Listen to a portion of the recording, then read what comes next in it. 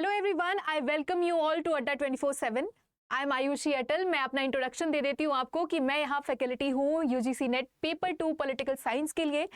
और बहुत लोगों की डिमांड आ रही थी कि मैम आपने जेआरएफ क्वालिफाई किया हुआ है पर हमें स्ट्रैटेजी की ज़रूरत है, क्योंकि बहुत सारे बच्चे अब बैठ चुके हैं जून 2025 जेआरएफ के लिए।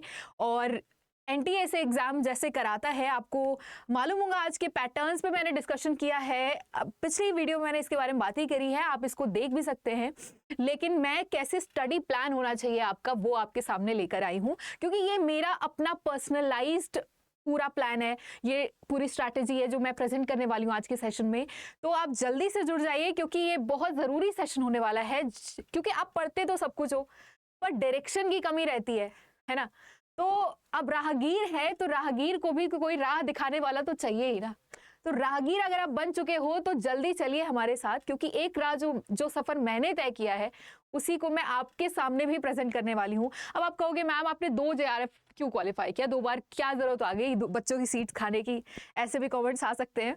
पर मैं आपको क्लियर कर दूं कि अभी पिछले बार मैंने 2023 दिसंबर का जो सेशन हुआ था, जो एग्जाम हुआ था सॉरी, उसमें मैंने दिया था तो जेआरएफ क्वालिफाई हो गया था। और उसी की स्ट्रैटेजी मैं मेनली आपके सामने डिस्कस करूंगी। लेकिन नेक्स्ट ईयर होते ही एनटीए ने बोल दिया कि अगर आपको पीएचडी में एडमिशन लेना है तो आपको लेटेस्ट नेट देना होगा। तो इसलिए मैं जो जून का ये एग्जाम हुआ था उसमें फिर से अपीयर मैंने किया था, और उसी वजह से फिर से मेरा जेआरएफ उसमें क्वालिफाई हुआ।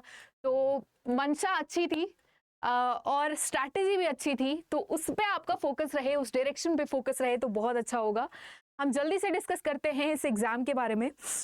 सबसे पहले तो ये एग्जाम दो शिफ्ट में होता है, 2 शिफ्ट में कराया जा रहा है एनटीए के द्वारा। लेकिन इसमें 2 पेपर्स होते हैं, एक होता है आपका पेपर 1, दूसरा होता है पेपर 2। पेपर 1 आपका बेसिक जो रिसर्च एप्टीट्यूड से रिलेटेड, टीचिंग एप्टीट्यूड से रिलेटेड वो सारे, और रीजनिंग मैथमेटिक्स सब होता है इसमें। तो इसको मैंने पहले देखा कितने यूनिट्स हैं इसमें, तो मैंने पाया कि इसमें 10 यूनिट्स आने हैं। उस 10 यूनिट को मैंने 2 पार्ट्स में सेग्रीगेट किया। एक है थ्योरी पार्ट, जिसमें सिर्फ रटना है, जिसको समझना और रटना दोनों ही है थ्योरी में। तो जैसे आप रिसर्च ले लो, research aptitude, teaching aptitude, higher education, environment, communication, ये सारी चीजें मैंने थ्योरी में डाल दी। वहीं पे मैथ्स में, मैथमेटिक्स में जैसे डेटा इंटरप्रिटेशन से हर बार 5 सवाल आता ही है, डीआई से आपके 5 सवाल आने ही है। तो इसको मेनली मैंने सोचा इसको तो मैं कवर करके जाऊंगी, जो चीज पिछले इतने सालों से आ रही है उसको तो मुझे कवर करना ही है, तो उसको अच्छे से मैं प्रैक्टिस करके गई थी। ठीक है, डेटा इंटरप्रिटेशन, रीजनिंग और सीरीज के क्वेश्चंस, ये सारे मैंने इधर सेग्रीगेट कर दिए। वहीं पेपर 2 की बात करें तो पॉलिटिकल साइंस जो कि मेरा सब्जेक्ट है उसकी बात कर रही हूँ। अगर आप दूसरे सब्जेक्ट से भी है तो भी आप देख सकते हैं कि इस तरह से आप पढ़ाई कैसे करनी है, इससे आपको समझ में आ जाएगा, आप अपना सब्जेक्ट भी मान के चल सकते हैं। तो इसमें भी मैंने देखा 10 यूनिट्स है। सिलेबस देखना सबसे ज्यादा पहले इंपॉर्टेंट होता है, और क्योंकि पॉलिटिकल साइंस एक लार्जली स्टैटिक है, तो मैंने फिर भी देखा कि पेपर जैसे आ रहे हैं ना वो डायनेमिक भी आ रहे हैं, इसलिए पेपर का एनालाइजेशन करना बहुत जरूरी है। पीवाईक्यूज देखना बहुत जरूरी है।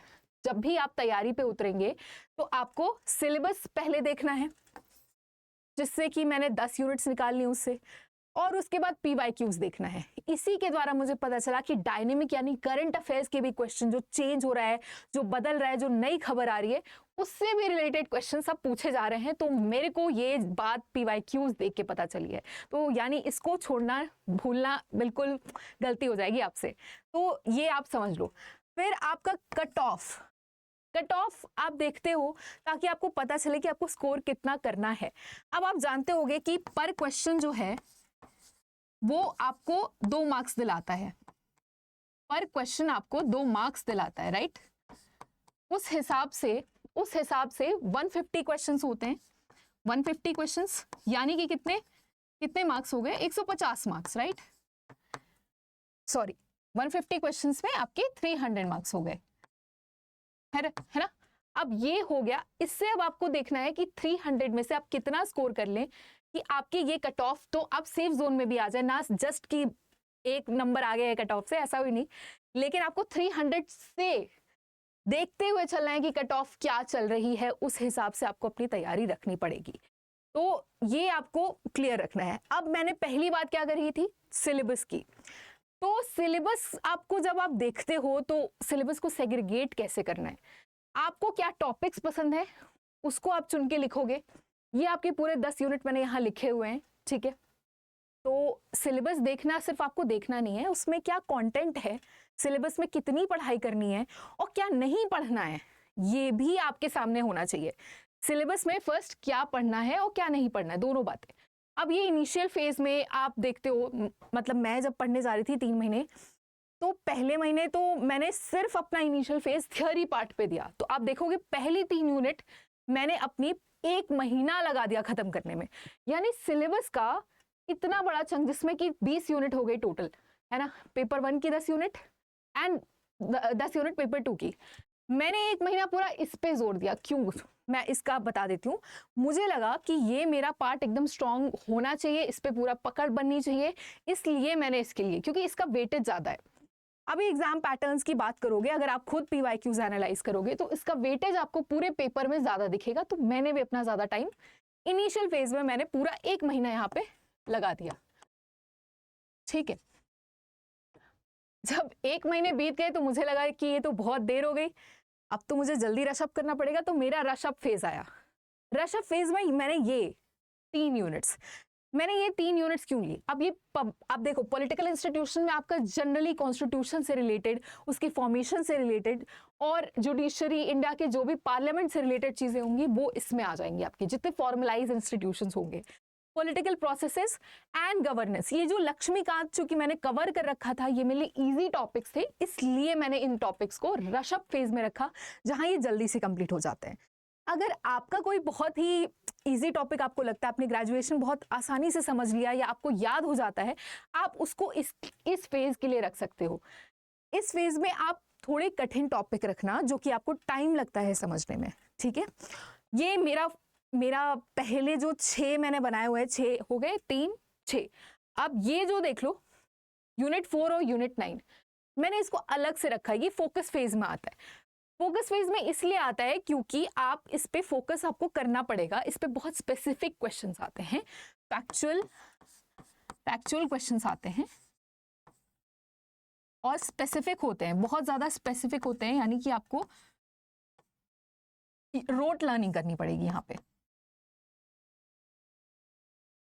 यहाँ पे आपको रोट लर्निंग करनी पड़ेगी। रोट लर्निंग आप जब करोगे, आपको याद कर करके पढ़ना पड़ेगा, तब जाके आपको ये आपके क्वेश्चंस इसी से हल होंगे।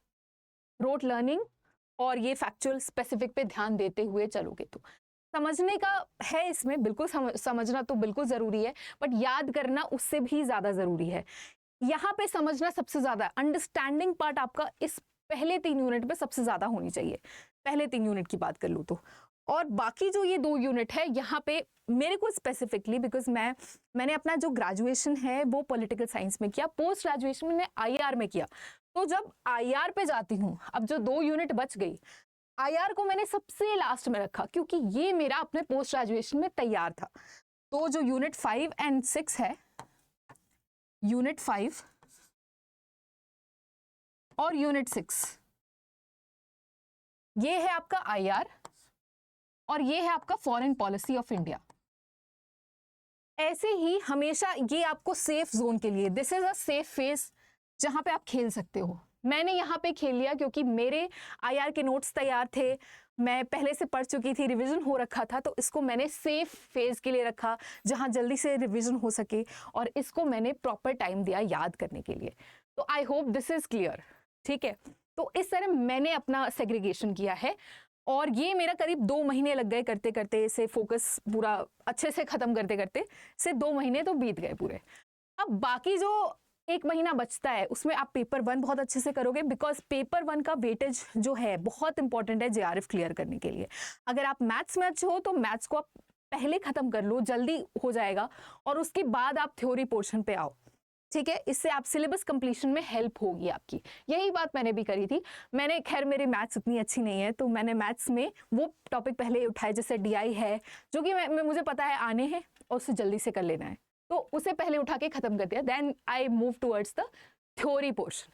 अब ये वो पार्ट है जहाँ पे मुझे लगता है कि स्टेप्स हैं जहाँ से मैंने उसे अपनाया है, तब जाके ये मेरी हेल्प हुई है जेआरएफ क्वालिफाई करने में। तो इसको अगर आप थोड़ा समझे कि पहले तो मैंने इनिशियल फेज में सबसे पहले बिगिनिंग करी है, तो ग्रेजुएशन एंड मास्टर्स के नोट्स मैंने रिवाइज किए हैं। सेकेंड फेज मेरा आता है कि विकिपीडिया एंड ब्रिटानिका के वेबसाइट पे जा जाके मैंने हर थ्योरी, हर थिंकर्स, उनके बारे में, उनकी बुक्स, कब उनका जन्म हुआ, कब वो मरे, everything I read about them through these websites. तो आपको छोड़ना नहीं है, ये आपको ध्यान में रखना है कि ये दिस इज वेरी इंपॉर्टेंट। यहाँ से आप नोट्स बनाते हो, ये आपकी नोट मेकिंग यहीं पे हो रही है। ये बिगिनिंग फेज जो है ये आपकी नोट मेकिंग का पार्ट है, जहाँ पे आपको पढ़ पढ़ के नोट्स बनाने हैं। ये आपको एक्स्ट्रा एज देता है। थर्ड है, आपको स्टैंडर्ड बुक्स रेफर करनी पड़ेगी बार बार, बीच बीच में। हर वो जो 3 महीना बीता था, उस 3 महीने में मैंने कई बार पन्ने पलटे हैं। हालांकि नोट्स बनाने के बाद भी कई चीज़ें छूट जाती है, कई चीज़ें आपको लगता है आप ऐड कर सकते हो, तो कई बार आपको जानी पड़ती है।